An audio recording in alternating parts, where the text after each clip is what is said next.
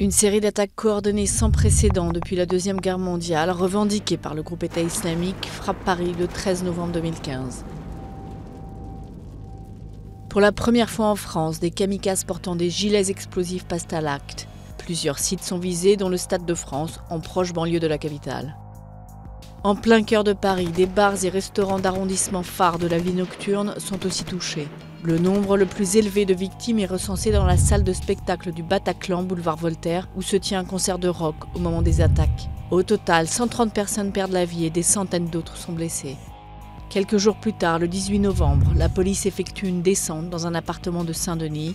L'opération, menée à l'aube et visant le cerveau présumé des attentats, se déroule à quelques kilomètres du Stade de France. Des hommes du RAID et de la BRI, unité d'élite de la police, prennent d'assaut l'appartement, bouclant le quartier et demandant aux riverains de rester cloîtrés chez eux. Toute la matinée, des habitants font état de fortes explosions et de tirs en rafale. Le Belge Abdelhamid Abaoud, membre très actif de l'État islamique, est tué au cours de l'opération. La Belgique et Bruxelles en particulier étaient au cœur de l'enquête sur les attentats de Paris. Des liens avaient été établis entre la capitale belge et plusieurs suspects, dont le français Salah Abdeslam, né en Belgique et arrêté le 18 mars 2016.